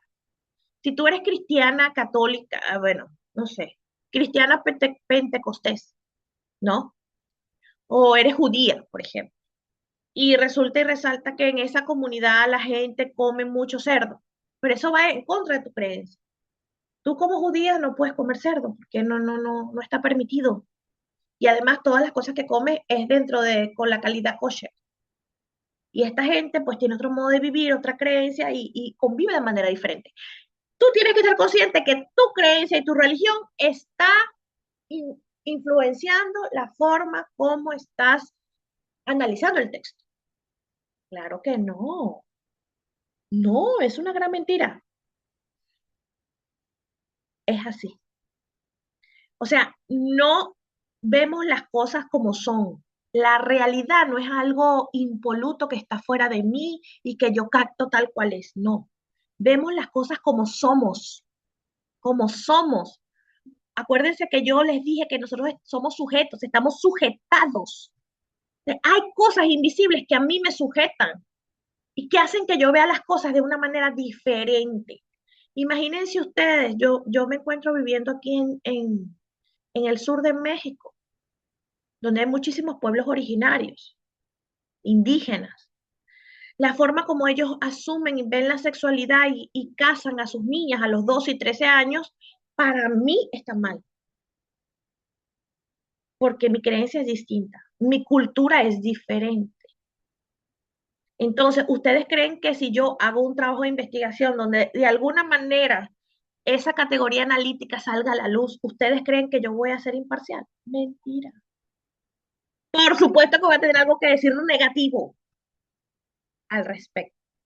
Claro que lo voy a justificar, claro que voy a buscar datos que me lo respalden, pero en el fondo, en el fondo, en el fondo, tiene que ver con que esa realidad que estoy percibiendo, que estoy viendo, que estoy estudiando, atenta contra el estereotipo de cómo yo creo que deben ser las cosas. Y esa subjetividad a la que hago referencia es la que ustedes tienen que estar conscientes de que la tienen. ¿Por qué? Porque eso está afectando la forma en cómo están viendo el evento. ¿Sí? ¿Sí me estoy haciendo entender con lo que estoy diciendo? Entonces, una forma de ejercer la reflexividad es registrar, escribir, me parece que miente. No estoy de acuerdo con lo que dice, se contradice. Por lo tanto, volveré a preguntarle, porque ella se está contradiciendo. Otra forma de probar la calidad de tus datos, robustecer tus datos, es someterlos a triangulación. ¿Qué es la triangulación? Es contrastar tus datos empíricos con otras fuentes, fuentes documentales, fuentes teóricas, incluso puede ser la misma fuente, pero de otra manera. Ejemplo, yo estoy trabajando con un grupo de cultivadores de caña y llegué a tales o cuales resultados. Pues entonces yo entrevisto a otro grupo de cultivadores de caña a fin de contrastar esos resultados. Pero eso tiene que tener una lógica. Si yo quiero comparar, si yo quiero robustecer mis datos, pero no quedarte solamente con lo empírico. ¿Por qué? Porque volvemos al mismo punto, hay subjetividad ahí. Entonces, no podemos, tenemos la buena fe posible de que no nos mienten, pero la gente miente. Entonces, es importante poder triangular lo que nos dice fulanita con lo que dice la otra en relación a la misma pregunta, por ejemplo. ¿Sí? Transparencia, pues hay que documentar las decisiones, las codificaciones y los cambios. Imagínense que estoy haciendo grupos focales en una escuela, el caso de Yanisin. Bueno, todos los maestros vamos a hacer un grupo focal sobre todo el que siembra huertos aquí, vamos a hacer un grupo focal. Pero resulta que un maestro se jubiló. Ay, Dios mío, tenía 6 maestros y ahora tengo 5 porque uno se jubiló y ni modo que se deje de jubilar, hasta que yo termine mi trabajo. No, se jubiló. ¿Y ahora qué hago? Lo obvio, no lo digo, busco a otro. ¿Qué hago? Puedes hacer muchas cosas, porque la investigación te, te da esa flexibilidad de poder hacer muchas cosas. Lo que no puedes dejar de hacer es comunicar. Tienes que ser transparente con las decisiones. Mira, fulanito, entonces el marco teórico, en la parte de los sujetos, bueno, teníamos primero al profesor Pedro, en una primera etapa fue el profesor Pedro, pero el profesor Pedro se jubiló y hubo que agarrar a la maestra Nora. ¿Y por qué la maestra Nora? Porque tenía características muy parecidas a las del profesor Pedro. Tenía los mismos años de servicio, también hace huerto escolar, quería participar en la investigación, le importa el tema, lo que tú quieras, pero no puedes simplemente hacer tus movimientos sin que la comunidad científica se entere de qué fue lo que pasó, porque es una noción de transparencia y también eso son buenas prácticas. Ética, ya ustedes saben todo lo que tiene que ver con los protocolos. Tengo por ahí un video de un canal YouTube de puro protocolo, porque pues la gente tiene derecho a saber qué estás haciendo, por qué lo estás haciendo, qué va a hacer con sus datos, va a aparecer su nombre, va a no aparecer su nombre, me van a tomar fotos, dónde van a estar esas imágenes, todo lo referente a anonimizar extractos, cuidar sensibilidad de informantes. Si estás trabajando con menores, pues hay un protocolo legal que tienes que seguir porque son menores. Entonces no es como que tengan mucha libertad, etcétera. Las nociones de saturación y suficiencia, pues tienes que codificar hasta que nuevos datos generen poca o ninguna información nueva. tienes que estar seguro de que ¿cuándo es el momento de decir terminé el análisis? Cuando leas y leas y leas y leas y ya te des cuenta que no hay nada nuevo. Que por más que tú leas definitivamente todo lo que ibas a extraer, ya. Que la mina ya dejó de producir oro. ¿Cuándo sabe el minero que, que ya? Pues cuando simplemente escarba, escarba, escarba, escarba y ya no hay más. Ya no hay más. Muy bien. Ahora, libros de códigos. Estos códigos que yo hago, que yo les asigno al texto, tengo que registrarlo en un libro de códigos o en una tabla de códigos. Hoy por hoy todo eso lo hacen los sistemas. Si lo quisiéramos hacer manual, también. Mi recomendación es que lo aprendamos a hacer manual y después pues aprendamos a apretar botones. Entonces, la finalidad de un libro de códigos es un marco sistemático y organizado para el análisis y la interpretación de datos. Un libro de códigos se utiliza por estas razones. Organizas la estructura, normalizas normalización y fiabilidad de dónde salió el código, ya yo sé en qué fragmento saqué este código, no fue en el aire. Exploración e interpretación de datos, desarrollos iterativos y facilitar la colaboración en equipo. Hay momentos donde el análisis no lo hago yo sola, sino lo hago con un equipo de trabajo, con un grupo de investigación. Eso es posible. Entonces el libro de código lo usamos todos, los leemos todos, lo llenamos todos para justamente estar como en la misma sintonía de qué es lo que se está analizando y de qué manera se está haciendo. Si yo lo hiciera todo al azar, como a mí me va viendo, sin ninguna nota de por qué hago lo que hago, la otra persona no tiene idea de lo que estoy haciendo, ni cómo, ni por qué, ni para qué. Tengo que registrar esos procesos. Entonces, esto sería un ejemplo más o menos de un libro de códigos. Por supuesto, este es uno. Un grupo de códigos. Son miles. Depende de qué tan extensos sean tus instrumentos. Hay una pregunta uno de un instrumento cualquiera. ¿Cómo ha sido la travesía de tus viajes y cómo te has sentido? Es una pregunta que está en una entrevista, el instrumento se llama entrevistas en movimiento. Vas caminando con los migrantes y en el mismo momento que vas caminando le vas preguntando cosas.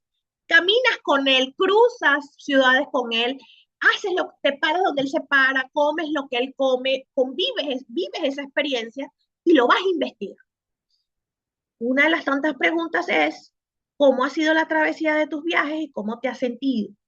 Bueno, los códigos subyacentes por parte de los entrevistados, que fueron bastantes, son los siguientes. Fue difícil, fue violenta, hubo agresión, pienso que en este país no somos nada, somos extranjeros y hay un trato inhumano.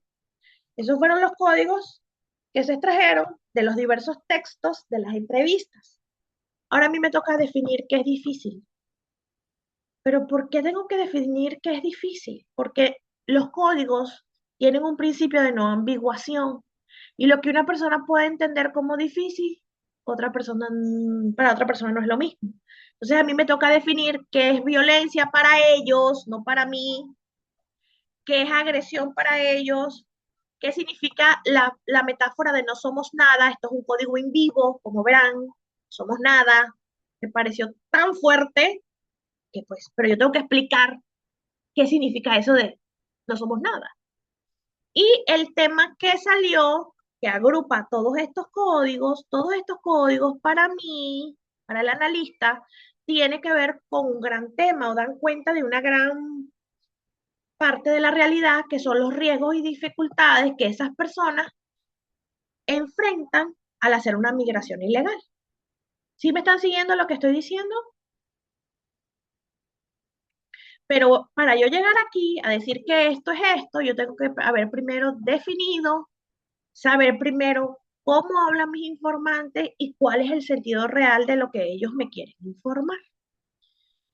Una de las formas de hacerlo es a través de los memos. Los libros de código simplemente van a registrar las preguntas, los códigos, la definición y los temas. Y se va a ir llenando en la medida en que nosotros vayamos codificando. Tales códigos que salieron de tal pregunta. Y esta es la definición. Y este es el tema. Pero los memos es mi diario, mi cuaderno de notas, donde yo voy a expresar por qué estoy haciendo lo que estoy haciendo, por qué entiendo lo que estoy entendiendo, o qué estoy pensando en el momento en que yo estoy codificando. Vamos a ver una pregunta por aquí. Me dice, perfecto, no hay problema. Ya me quedan escasos 20 minutos, pero estamos a buen tiempo. Dice, un memo de investigación o una nota, es lo mismo, también conocido como memorándum, analíticos o reflexivos, es una parte integral del proceso. ¿Por qué? Porque es un registro en el que los investigadores documentan qué cosas estoy pensando, qué cosas interpreto, por qué a este código lo llamo como lo llamo, ¿sí? Entonces, esto es muy practicado en la teoría fundamentada, pero se ha incorporado en diversos métodos cualitativos debido a su eficacia para fomentar una comprensión más profunda y garantizar el rigor del análisis. ¿Y por qué esto garantiza un rigor del análisis? Porque pequeñas notas me van a decir a mí que en la medida en que yo las desarrollo estoy siendo más rigurosa, porque estoy consciente de los procesos que estoy haciendo. No lo estoy haciendo de manera mecánica, ni lo está haciendo una inteligencia artificial, sino que estoy pensando en las palabras que el otro me está diciendo, ubicándolas en un contexto, recordando cómo fue que me las dijo, incluso a veces conversando con los datos, las teorías, y por eso entonces he decidido nombrar este código tal, he decidido nombrar este código gato negro, ¿sí? Entonces, la diferencia es que los informes, ya voy Ceci, los informes de investigación formal suelen dirigirse a un público determinado, pero los memos son para ti, para que tú seas consciente de lo que está pasando por tu mente en el momento que estás analizando. Por ejemplo, le voy a dar un ejemplo de vida. Yo sé que ir a caminar a mí me produce ideas, me pone creativa. Y no es que yo voy y digo, ay, necesito una idea, me voy a caminar. No, pero yo sé que el simple hecho de ir a caminar activa en mi cerebro no sé qué cosa, que siempre me pongo a pensar en ideas de nuevos temas, cosas que quiero hacer, cosas que quiero escribir. Y es ahí en ese momento, no es durmiendo, no es comiendo, no es bañándome, no es dando clases, no es hablando con un investigador par, es caminando. Entonces yo tengo conciencia de cuando mi cerebro se estimula al punto de producir cosas nuevas, es caminando. Lo que se pretende con el memo, lo que se quiere, es que el estudiante esté consciente de cuáles son sus subjetividades y sobre qué lógicas está tomando las decisiones analíticas que está tomando. Muy bien, Ceci, tu pregunta, por favor. Sí, el diario de campo podría Ajá. considerarse un memo.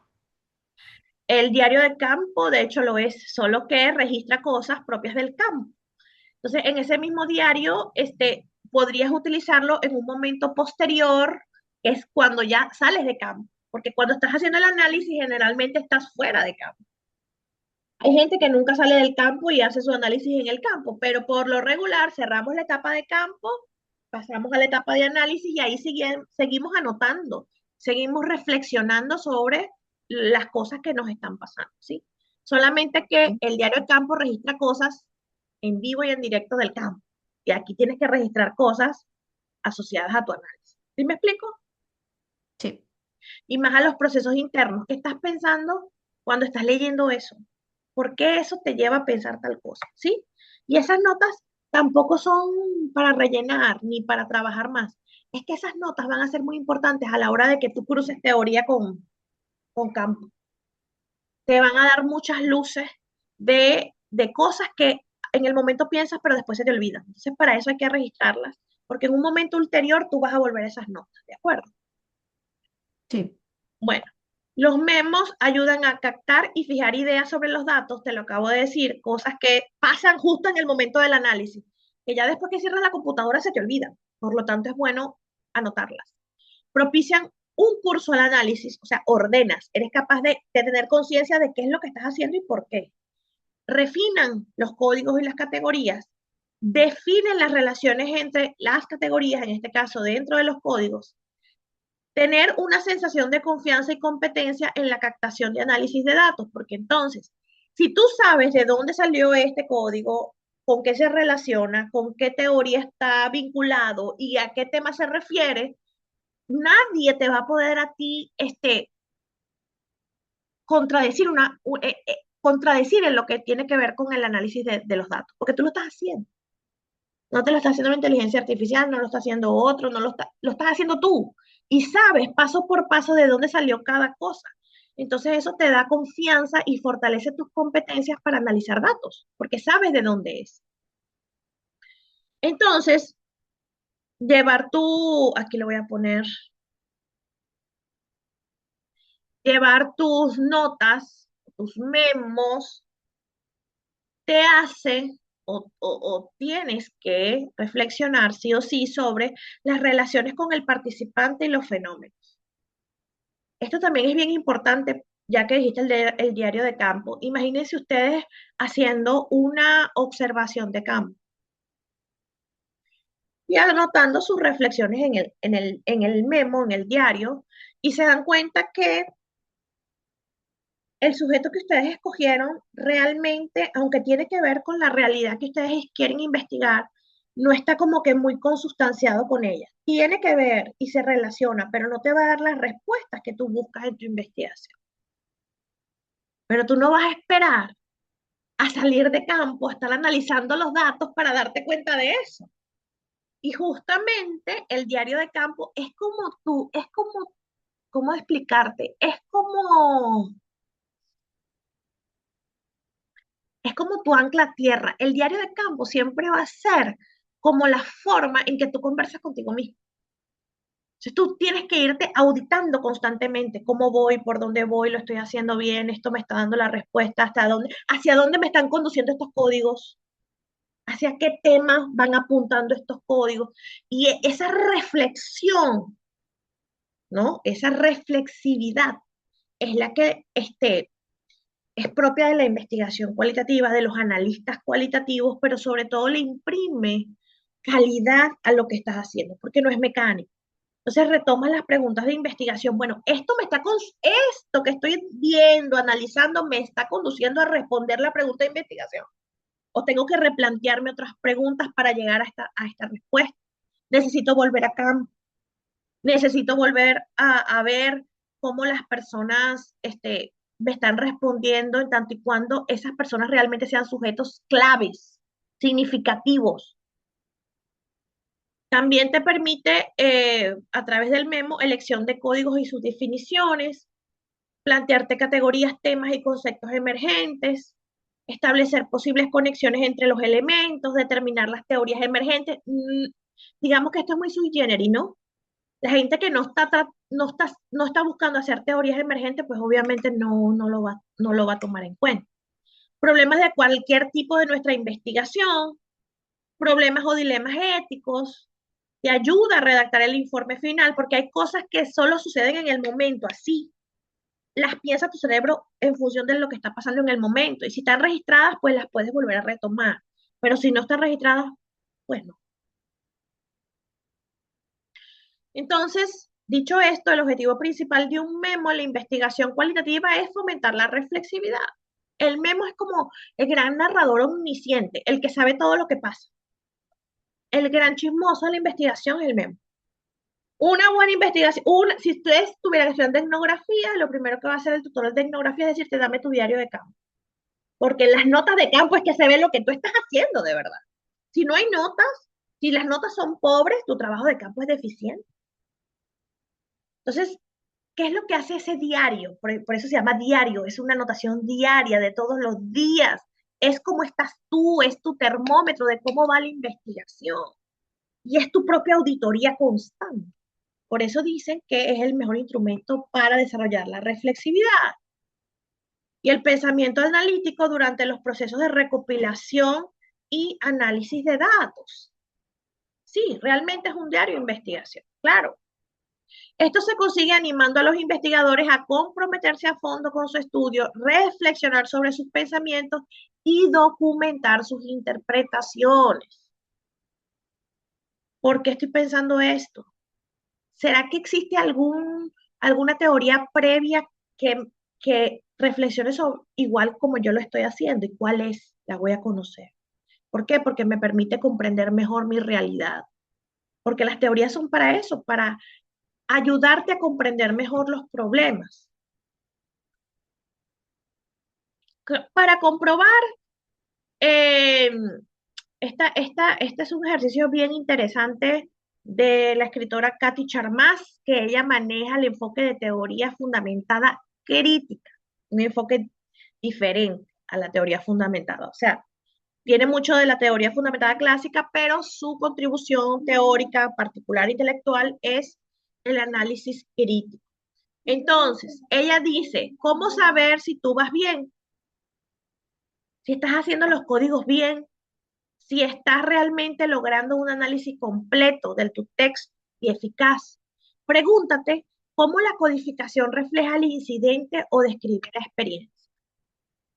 Si tú, por ejemplo, estás estudiando el caso de nuestra amiga aquí, el tema de los huertos escolares y su sustentabilidad en el tiempo dentro de las escuelas, ella se tiene que preguntar cómo los códigos que ella está marcando en el texto realmente están describiendo la experiencia. Entonces, si encuentra textos como, es que no hay recursos para comprar las semillas, es que las plagas se comen las plantas, los representantes no colaboran, yo traigo todo de mi casa, bueno, ya ahí estamos teniendo, ok,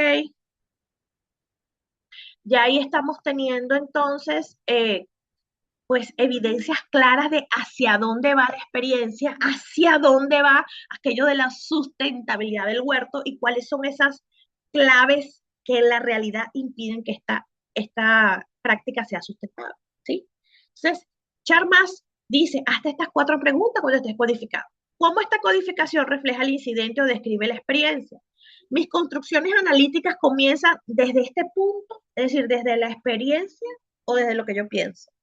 ¿Desde el dato o desde lo que yo pienso? ¿Has creado conexiones claras y evidentes entre los datos y sus códigos?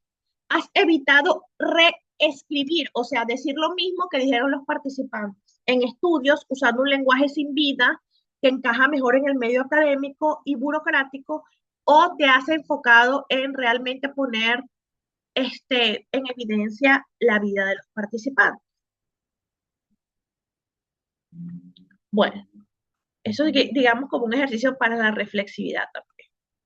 Entonces, finalmente, el proceso de análisis de códigos, cuando hacemos los códigos, tenemos que tener en cuenta que hay códigos semánticos presentes en el texto, básicamente, y códigos latentes, no presentes de forma implícita, sino implícita en el texto.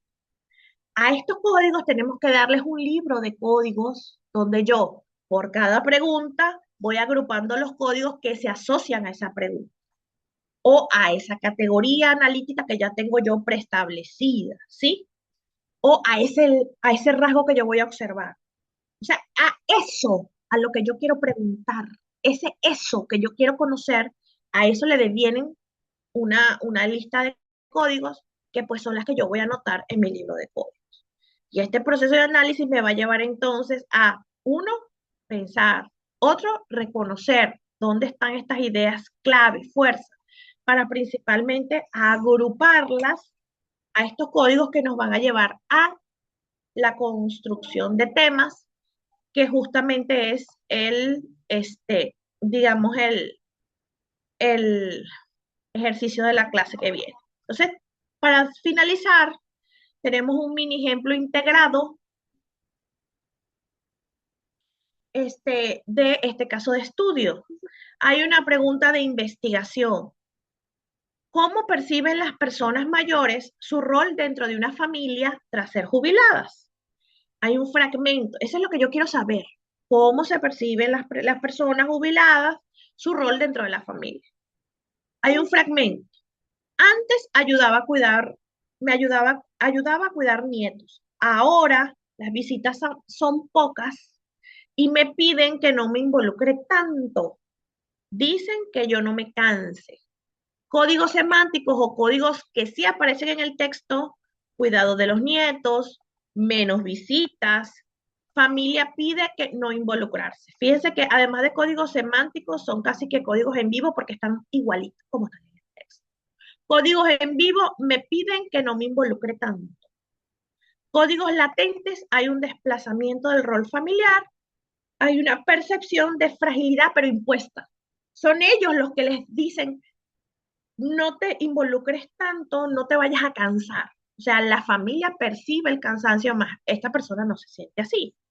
Entonces, estos códigos, asumiendo que todos estos códigos son parte de la investigación y este fragmento, pues, arropa muchísima parte de los textos analizados, podemos decir que el tema de más alto nivel tiene que ver con que existe una reconfiguración del estatus y la participación social tras la jubilación. ¿Por qué una reconfiguración? Bueno, porque antes eras papá, pater familia, que estabas digamos, enfrente de una familia, y ahora pues ya has envejecido, ya ahora eres abuelo, las personas, tus hijos hicieron sus propias familias y además ahora eres jubilado. Entonces, tu reconfiguración en tu vida en general, en el puesto que tienes en la sociedad como adulto jubilado, en el estatus de tu familia, en la parte social y personal, ha cambiado. ¿Sí? Ha cambiado hasta en el censo, porque ya no eres población productiva, ¿no? Productivamente activa. Entonces, básicamente es ir de lo mínimo, de la unidad mínima analítica del texto, que es el código, hasta, digamos, la integración total de las ideas o de los resultados de la investigación, que son los temas. Cuestión que vamos a ver el fin de semana. ¿Alguna duda o pregunta hasta aquí?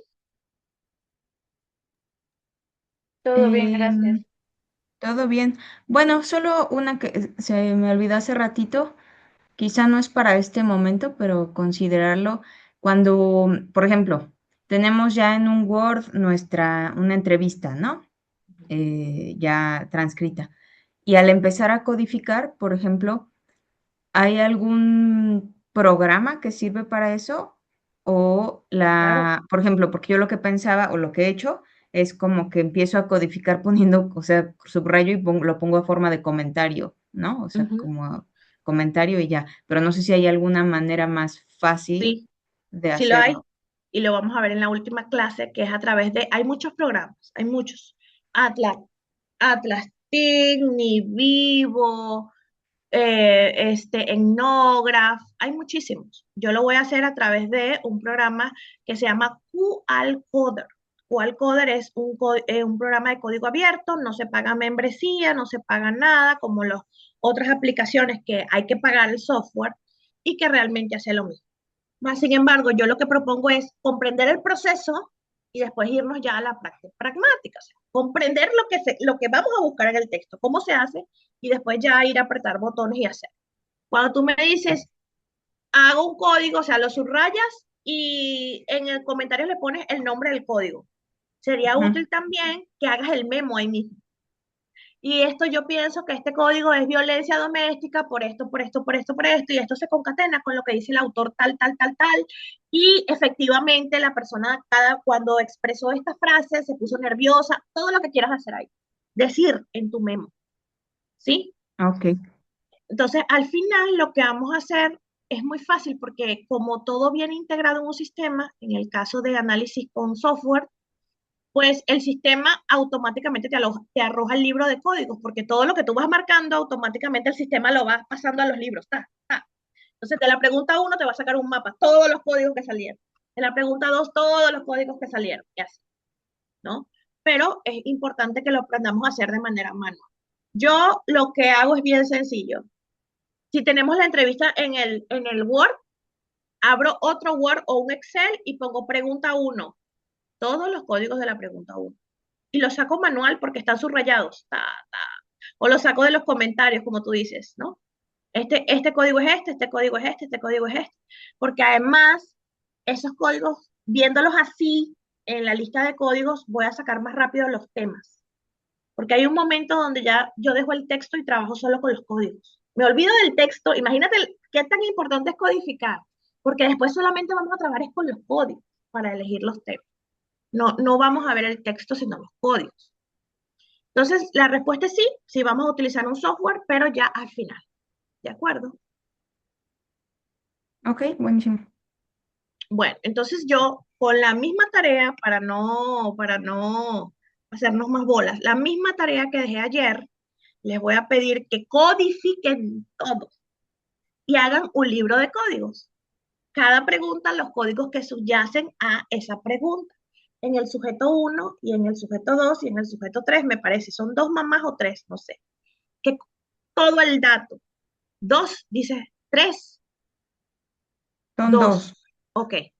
Todo lo que dicen esas mamás es un texto sumamente breve y además le agreguen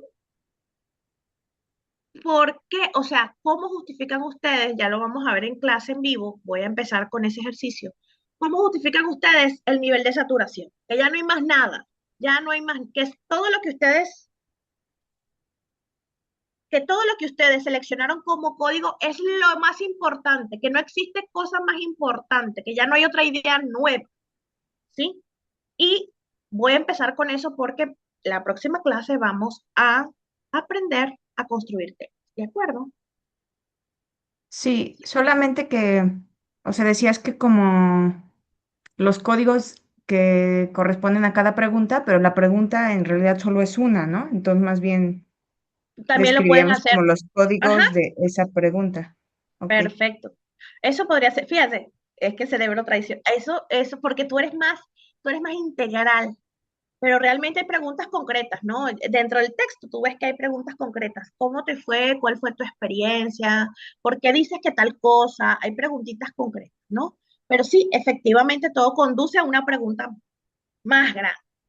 Como lo hagan, no importa. Lo que importa es que se entienda el ejercicio de hacer el código.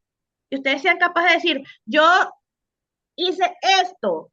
Cuando la mamá dijo, es muy difícil, y coloqué dificultad, y hice un comentario.